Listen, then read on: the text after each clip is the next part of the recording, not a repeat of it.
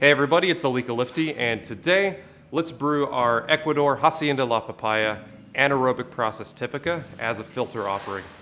Let's go back to Ecuador. Hacienda La Papaya, we have the anaerobic processed version of their Typica offering. We had their natural a couple of months ago that was phenomenal. This anaerobic is even more fragrant, very intense fruit flavors. It goes through a longer full cherry fermentation.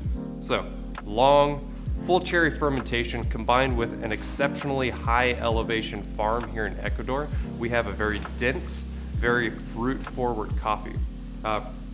Because of this coffee wants to drain more slowly, and it's going to kind of, if you grind too fine, it's going to kind of gunk up on you and drain really, really slow and muddle these fruit flavors and make them a little bit more astringent and bitter. So grind more coarse for your traditional recipes. And the recipe we're going to be doing today is also going to be ground more coarse than traditionally used. Juan Peña has produced another really excellent coffee. If you brewed me this cup of coffee, I don't know that I would guess that it was a Typica. As the name suggests, it's a very common varietal, but Juan Peña's processing and his, their farm and the things that they produce make this anything but a typical coffee. This is exceptionally high-end, very fragrant, sweet, fruit-forward. I'm excited to brew this. Today we're going to brew on the Kalita Wave 185. I like the ceramic. You're going to get similar results with the glass, and I would grind even more coarse if you're going to be using this with the steel version Kalita Wave.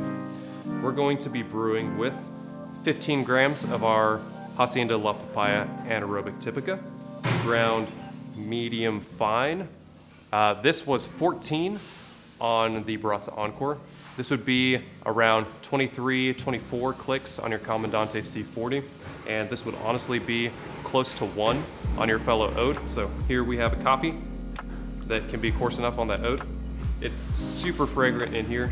It kind of smells like Peeps marshmallows and Skittles here ground. We're going to be brewing with 250 mils of 206 degree Fahrenheit water. And we're going to be splitting this into a bloom, a second pour, and then 2 more pours. So 4 pours total is what we're going to be using. Pretty large pours, pretty heavy to encourage this flow rate and give us a nice flavor. The smaller recipe in the Kalita is going to give us an exceptional texture and bring out all of this fruity flavor. So, all right, let's preheat our brewer, wet this paper filter. We don't need to worry too much about filling everything on here. Instead, I'm just being sure to rinse the sides of like this bottom half of the Kalita. Just making sure I get rid of this paper flavor. Pretty good. Let this preheat. All right, I also have my stir stick. You don't have to use this. This is a pretty small recipe. We're gonna saturate these grounds pretty well, but I use it. I think you'll get a little bit faster flow rates and a more even flavor with a stir stick. Let's turn on our scale, tare it, make sure everything is ready to go. Got your mug, ground coffee. Let's dose that. Shake our brewer flat to start. Tare the scale, stir stick ready. Hot water, good to go. Let's start our timer, and I'm gonna bloom with only 30 grams of water. Drop, work my way to the outside, touching all of these grounds. I had a little bit of splash up of those dry grounds. Make sure to touch them. And then where I see these air bubbles, poke, poke. Just get rid of these air pockets. And I'm gonna let this bloom for 30 seconds, and at 30, I'm gonna pour heavy straight here in the middle, bringing this mass up to 100 grams total.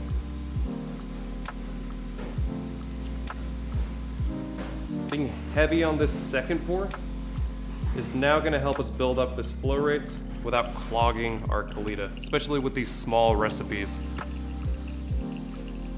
And at 45, I'm gonna spiral pour up to 150. So in that pour, I'm trying to touch all the coffee rather than just pouring straight in the middle. At 110, I'm gonna pour heavy in the middle again, bringing myself up to 200 grams total.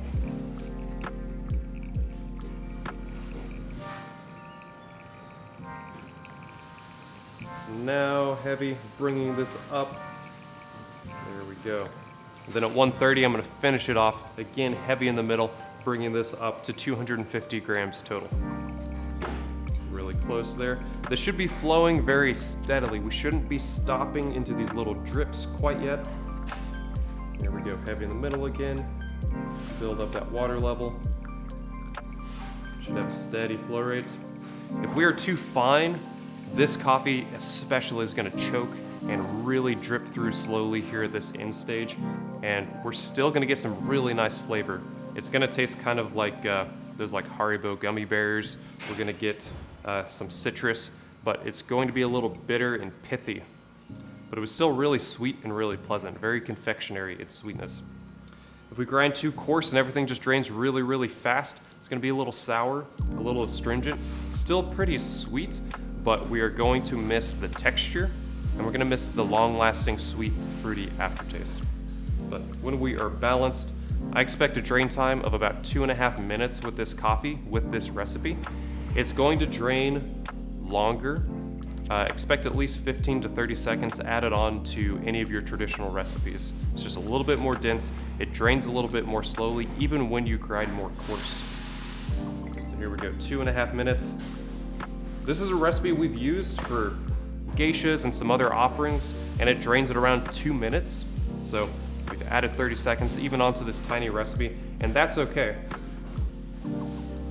When we are balanced, this coffee gives us really nice confectionery, fruity sweetness. Think of gummy bears. We're gonna get melon, blood orange, and this really rich, full-bodied red wine. Serve and enjoy.